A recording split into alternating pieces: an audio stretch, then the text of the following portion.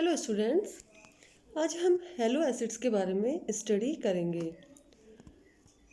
Hello acid जो कि एक सब्स्टिट्यूटेड एसिड है।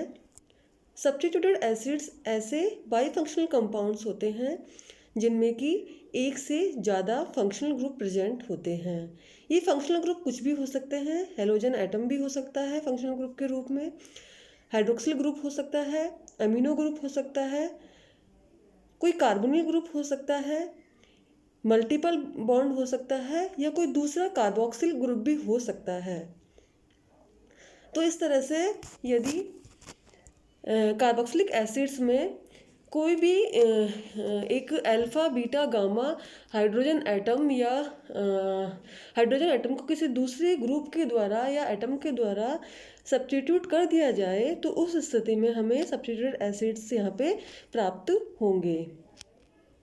तो यहाँ पे जो मेन फंक्शनल ग्रुप है इन सब्स्टिट्यूटेड एसिड्स में वो क्या रहेगा, कार्बोक्सिल ग्रुप ही रहेगा। तो उसके आधार पर इनको हम नाम देते हैं। जैसे यदि सब्स्टिट्यूटेड एसिड में कोई दूसरा ग्रुप यदि हेलोजन का है तो उन एसिड्स को हम हेलो एसिड्स कहेंगे, जैसे कि फर्स्ट एग्जांपल में यहाँ पे शो किया गया है। यदि दूसरा ग्रुप हाइड्रोक्सिल ग्रुप है तो उसको हाइड्रोक्सी एसिड्स कहेंगे। यदि दूसरा ग्रुप अमीनो ग्रुप है तो उन्हें अमीनो एसिड्स कहा जाएगा। यदि कोई कीटो ग्रुप प्रेजेंट हो तो उसे कीटो एसिड कहेंगे। या कोई दूसरा एक और कार्बोक्सिलिक ग्रुप यदि प्रेजेंट हो तो उसे डाई कार्बोक्सिलिक एसिड्स कहा जाएगा। यदि उस कंपाउंड में डबल बॉन्ड प्रेजेंट हो या हम कह सकते हैं कि अनसैचुरेशन प्रेजेंट हो तो उस सब्स्टिट्यूटेड एसिड को अनसैचुरेटेड मोनो कार्बोक्सिलिक एसिड्स कहेंगे। अभी हम यहाँ पे आज स्टडी कर रहे हैं हेलो कार्बोक्सिलिक एसिड्स की।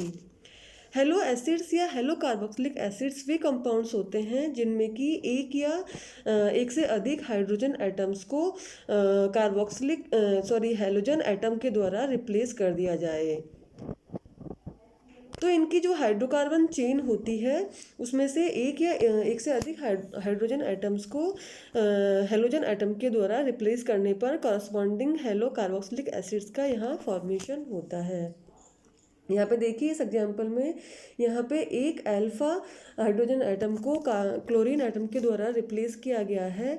तो यहाँ पे ये जो हेलो कार्बोक्सिलिक एसिड है इसका नाम हो गया अल्फा क्लोरो हेलो एसिड। यहाँ पे क्योंकि दो हाइड्रोजन एटम्स को दो क्लोरीन एटम के द्वारा रिप्लेस किया गया है इसलिए ये हो गया अल्फा डैश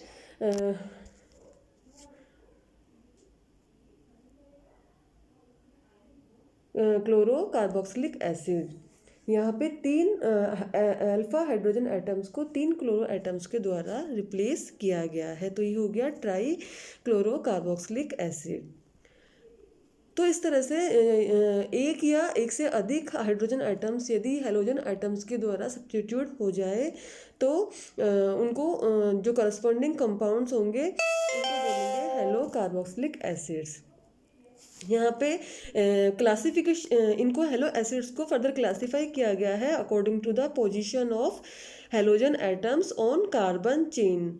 तो यहाँ पे कार्बोक्सिलिक ग्रुप को क्योंकि मेन ग्रुप माना गया है इसलिए यहाँ पे यदि halogen atom alpha carbon atom से अटैच हो तो उस कार्बोक्सिलिक एसिड को अल्फा हेलो एसिड यहाँ पे कहा जाएगा। यहाँ ये इसका कॉमन नेम है।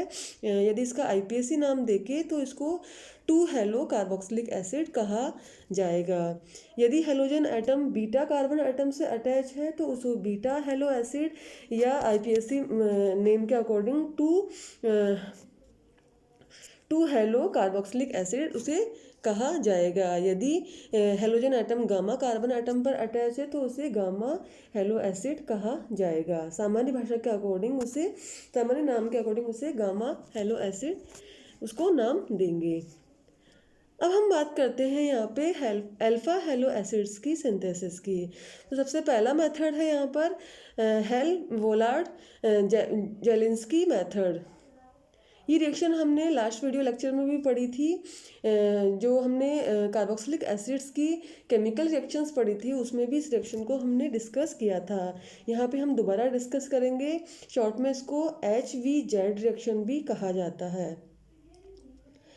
इस रिएक्शन में कार्बोक्सिलिक एसिड्स की क्लोरीन और ब्रोमीन के साथ में रिएक्शन करवाई जाती है in the presence of red phosphorus या फास्फोरस हैलाइड। तो यहाँ पे देखिए कार्बोक्सिलिक एसिड लिया गया है और यहाँ पे ब्रोमीन से रिएक्शन करवा रहे हैं, तो अल्फा ब्रोमो हेलो एसिड का यहाँ पे फॉर्मेशन हुआ है। और यदि क्लोरीन से रिएक्शन करवा रहे हैं रेड फास्फोरस की प्रेजेंस में, तो अल्फा क्लोरो हेलो एसिड्स का यहाँ पे फाइनल प्रोडक्ट के रूप में यहाँ पे फॉर्मेशन हुआ है। यहाँ पे हम इसकी मैकेनिज्म में हम देखें तो यहाँ पे जो अल्फा हेलोजिनेशन होता है वो एसिल क्लोराइड के थ्रू होता है। सबसे पहले यहाँ पे जो कार्बोक्सिलिक एसिड लिया वो ब्रोमीन और फास्फोरस रेड फास्फोरस की प्रेजेंस में अल्फा ब्रोमो एसिल हैलाइड में यहाँ पे चेंज हो जाएगा। फिर इस अल्फा ब्रोमो एसिल हैलाइड पर यहाँ पे जो इस ब्रोमीन के एक मॉलिक्यूल का अटैक होगा, ये जो अटैक होगा यहाँ पे ये अल्फा कार्बन पर होगा और उसके बाद में जो इंटरमीडिएट बनेगा, यहाँ पे देखिए ये जो इंटरमीडिएट बनता है इससे एक यहाँ पे प्रोटोन यहाँ से रिलीज हो जाएगा और लास्ट में ये जो अल्फा ब्रोमो एसिल हैलाइड जो है या एसिल ब्रोमाइड जो है, इसका हाइड्रोलिसिस होके हमें फाइनल प्रोडक्ट के रूप में अल्फा ब्रोमो हेलो एसिड यहाँ पे प्राप्त हो जाएगा। अल्फा ब्रोमो कार्बोक्सिलिक एसिड यहाँ पे हमें प्राप्त हो जाएगा। यहाँ पे यदि सेकेंड और थर्ड हाइड्रोजन एटम्स भी प्रेजेंट है तो उस स्थिति में इनको भी हम ब्रोमीन क्लोरीन के द्वारा रिप्लेस कर सकते हैं यदि हम एक्सेस में ब्रोमीन और क्लोरीन का यहाँ पे प्रयोग करें। देखिए यहाँ पे रिएक्शन में दिया गया है, यदि हम सबसे पहले क्लोरीन से रेड फास्फोरस के प्रेजेंस में क्रिया करवाएंगे तो अल्फा क्लोरो कार्बोक्सिलिक एसिड का फॉर्मेशन होगा। यदि हम और क्लोरीन उस रिएक्शन मिक्सचर में डालेंगे तो यहाँ पे 2 हाइड्रोजन एटम क्लोरीन एटम के द्वारा रिप्लेस हो जाएंगे और हमें डाइक्लोरो कार्बोक्सिलिक एसिड यहाँ पे प्राप्त हो जाएगा। यहाँ पे देखा गया है कि ब्रोमिनेशन केवल अल्फा पोजीशन पर भी अकर होता है इन HVZ रिएक्शन में, लेकिन यदि ब्रोमिनेशन केवल अल्फा पोजीशन पर ही होता है, लेकिन यदि क्लोरीनेशन करवाया जाता है तो वह अल्फा पोजीशन में भी होता है और उससे आगे बीटा पोजीशन पर भी फर्दर यहाँ पे इस में क्लोरीनेशन हो सकता है। 2 तरह के यहाँ पे प्रोडक्ट प्राप्त होते हैं, अल्फा क्लोरो कार्बोक्सिलिक एसिड और बीटा क्लोरो कार्बोक्सिलिक एसिड। यहाँ पे देखिए क्योंकि यहाँ पे ये 3 कार्बन एटम्स की एक चेन है, इसलिए ये हो गया अल्फा क्लोरो प्रोपेनोइक एसिड और ये हो गया beta chloro propanoic acid. Alpha hello acids की सिंथेसिस का अगला मेथड है डीकार्बोक्सिलेटिव हेलोजिनेशन ऑफ मेलोइनिक एसिड या एल्किल मेनोइक एसिड्स। तो मेलोइनिक एसिड और एल्किल मेनोइक एसिड के डीकार्बोक्सिलेशन द्वारा भी हम इसको प्राप्त कर सकते हैं। तो सबसे पहले यहाँ पे क्या करते हैं, मेलोइनिक एसिड या एल्किल मेलोइनिक एसिड्स का हम क्या करते हैं यहाँ पे इसका ब्रोमिनेशन करवाते हैं और ब्रोमिनेशन के द्वारा हम अल्फा क्लोरो या ब्रोमो कार्बोक्सिलिक एसिड्स का फॉर्मेशन यहाँ पे कर देते हैं। फिर जब हम इनको गर्म करते हैं तो गर्म करने पर इनका डीकार्बोक्सिलेशन हो जाता है और हम सब जानते हैं कि डीकार्बोक्सिलेशन में CO2 का एक मॉलिक्यूल रिलीज होता है। तो यहाँ पे देखिए दोनों ही रिएक्शन में CO2 का मॉलिक्यूल रिलीज हो रहा है और अल्फा ब्रोमो कार्बोक्सिलिक एसिड का फॉर्मेशन हो रहा है। यहाँ पे अल्फा ब्रोमो एथेनोइक एसिड बना और यहाँ पे बन रहा है अल्फा ब्रोमो या 2 ब्रोमो प्रोपेनोइक एसिड।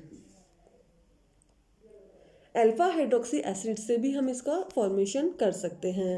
यदि हम अल्फा हाइड्रोक्सी एसिड्स की रिएक्शन करवाएं हाइड्रोजन हैलाइड से या फास्फोरस हैलाइड से तो अल्फा ब्रोमो कार्बोक्सिलिक एसिड्स का यहाँ पे फॉर्मेशन होगा और H2O का एक मॉलिक्यूल यहाँ पे रिलीज होगा। आगे हम बात करते हैं synthesis of beta hello acids की। बीटा हेलो एसिड्स का सिंथेसिस हम alpha beta unsaturated carboxylic acid से कर सकते हैं। बीटा हेलो एसिड्स का प्रिपरेशन कराने के लिए जो alpha beta unsaturated carboxylic acids है उनकी हाइड्रोजन ब्रोमाइड के साथ में रिएक्शन यहाँ पे करवाई जाती है। तो यहाँ पे हाइड्रोजन ब्रोमाइड के साथ में जो रिएक्शन होगी वो एंटी मार्कोनिकॉफ रूल के अकॉर्डिंग होगी। यहाँ पे जो ये जो कार्बोक्सिलिक ग्रुप होता है, इस कार्बोक्सिलिक ग्रुप में दो फंक्शनल ग्रुप प्रेजेंट होते हैं, एक होता है कार्बोनिल ग्रुप, एक होता है हाइड्रोक्सिल ग्रुप। ये जो कार्बोनिल ग्रुप है इसमें ये जो कार्बन और ऑक्सीजन एटम है इसमें से ऑक्सीजन एटम की इलेक्ट्रोनेगेटिविटी ज़्यादा है, तो ये क्या करेगा, बॉन्ड के इलेक्ट्रॉन्स को अपनी तरफ अट्रैक्ट करेगा। अट्रैक्ट करने के कारण क्या होगा, इस कार्बन पर पॉजिटिव चार्ज आ जाएगा और इस ऑक्सीजन पर नेगेटिव चार्ज आ जाएगा। तो ये जो कार्बोक्सिलिक ग्रुप है इसका नेचर किस तरह का हो जाएगा, इलेक्ट्रॉन्स को अट्रैक्ट करने का, एक तरह से इलेक्ट्रॉन विड्रॉइंग इसका नेचर हो जाएगा और ये -I इफेक्ट यहाँ पे शो करेगा। तो उस कारण से ये जो अल्फा कार्बन एटम है ये क्या करेगा, बॉन्ड के पाई बॉन्ड के इलेक्ट्रॉन्स को अपनी तरफ अट्रैक्ट करने की कोशिश करेगा, जिससे कि इस अल्फा कार्बन एटम पर पार्शली पॉजिटिव चार्ज आ जाएगा और बीटा कार्बन एटम पर अल्फा कार्बन पर पार्शली नेगेटिव चार्ज आ जाएगा और बीटा कार्बन पर पार्शली पॉजिटिव चार्ज आ जाएगा। तो जो हाइड्रोजन ब्रोमाइड का मॉलिक्यूल है उसका अटैक एंटी मार्कोनिकॉफ रूल के अकॉर्डिंग इस alpha beta unsaturated carboxylic acid पर होगा। और यहाँ पे फाइनल प्रोडक्ट के रूप में यहाँ पे हमें बीटा ब्रोमो ब्यूटेनोइक एसिड का यहाँ पे फॉर्मेशन हो जाएगा। यहाँ पे क्योंकि अल्फा कार्बन पर नेगेटिव चार्ज है इसलिए प्रोटॉन यहाँ पे इस अल्फा कार्बन पर अटैक करेगा और जो ब्रोमाइड आयन है वो बीटा कार्बन पर अटैक करेगा एंटी मार्कोनिकॉफ रूल के अकॉर्डिंग। और फाइनल प्रोडक्ट के रूप में यहाँ पे बीटा ब्रोमो ब्यूटेनोइक एसिड का यहाँ पे फॉर्मेशन हो जाएगा। बीटा हेलो एसिड्स का फॉर्मेशन हम अल्फ़ा बीटा अनसैचुरेटेड एल्डिहाइड से भी कर सकते हैं। जब अल्फ़ा बीटा अनसैचुरेटेड एल्डिहाइड्स की हाइड्रोजन हैलाइड्स के साथ में रिएक्शन करवाई जाती है तो बीटा हेलो एल्डिहाइड्स का फॉर्मेशन होता है। ये जो बीटा हेलो एल्डिहाइड्स है इनका आगे ऑक्सीडेशन होगा और ऑक्सीडाइज होके ये जो है बीटा ब्रोमो कार्बोक्सिलिक एसिड्स का यहाँ पे फाइनल प्रोडक्ट के रूप में फॉर्मेशन यहाँ पे कर देंगे। यहाँ पे जो HBr का एडिशन होगा अल्फ़ा बीटा अनसैचुरेटेड एल्डिहाइड्स पर, ये भी एंटी मार्कोनिकॉफ नियम के अकॉर्डिंग ही होगा, क्योंकि इसमें भी क्या है, एक कार्बोनिल ग्रुप प्रेजेंट है जिसका कि नेचर कैसा है, इलेक्ट्रॉन विड्रॉइंग नेचर है। उस कारण से अल्फ़ा जो कार्बन एटम है वो पार्शली नेगेटिव हो जाएगा और बीटा कार्बन पार्शली पॉजिटिव हो जाएगा और HBr का जो एडिशन होगा वो एंटी मार्कोनिकॉफ नियम के अकॉर्डिंग होकर यहाँ पे बीटा ब्रोमो एल्डिहाइड्स का फॉर्मेशन होगा जो ऑक्सीडाइज्ड होके बीटा ब्रोमो कार्बोक्सिलिक एसिड में चेंज हो जाएंगे।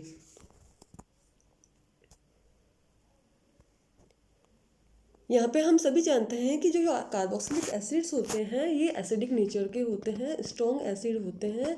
लेकिन यदि अल्फ़ा या बीटा पोजीशन पर कोई इलेक्ट्रॉन रिलीजिंग ग्रुप जुड़ा हुआ हो, इलेक्ट्रॉन देने वाला ग्रुप जुड़ा हुआ हो, या हम कह सकते हैं कि -I इफेक्ट वाला ग्रुप जुड़ा हुआ हो, तो वो क्या करेगा, वो इस जो कार्बोक्सिलिक ग्रुप है इसका जो प्रोटॉन रिलीज करने की जो इसका जो नेचर है उसको इंक्रीज कर देता है और उस कारण से जो इसका नेचर है उस कारण से इसका जो नेचर है प्रोटॉन को रिलीज करने का वो और ज़्यादा हो जाता है। क्योंकि जो क्लोरो ग्रुप होता है या जो भी हेलो ग्रुप होता है उसका नेचर कैसा होता है, इलेक्ट्रॉन्स को अट्रैक्ट करने का होता है हाई इलेक्ट्रोनेगेटिव नेचर के कारण। तो वो क्या करेंगे, इलेक्ट्रॉन्स को अपनी तरफ, जैसे हम इसी की बात करें बीटा ब्रोमो कार्बोक्सिलिक एसिड, तो इसका नेचर कैसा होगा, ये ब्रोमो ग्रुप का इसका नेचर इलेक्ट्रॉन्स को अट्रैक्ट करने का होगा, ये अपनी तरफ अट्रैक्ट करेगा। इलेक्ट्रॉन रिलीजिंग नेचर नहीं होगा इसका, इलेक्ट्रॉन्स को अट्रैक्ट करने का नेचर होगा। तो ये यहाँ से बॉन्ड के इलेक्ट्रॉन्स को अपनी तरफ अट्रैक्ट करेगा, तो ये भी क्या करेगा, ये कार्बन बॉन्ड के इलेक्ट्रॉन्स को अपनी तरफ अट्रैक्ट करेगा और ये कार्बन अल्फा कार्बन भी बॉन्ड के इलेक्ट्रॉन्स को अट्रैक्ट करेगा। उस कारण से ये जो यहाँ पे जो कार्बोक्सिलिक ग्रुप पे जो प्रोटॉन जुड़ा हुआ है ये सॉरी हाइड्रोजन एटम जुड़ा हुआ है, ये प्रोटॉन के रूप में इजीली रिलीज हो जाएगा। और इस कारण से जो हेलो एसिड्स होते हैं वो कार्बोक्सिलिक एसिड्स के तुलना में अधिक स्ट्रॉन्ग एसिडिक नेचर यहाँ पे शो करते हैं।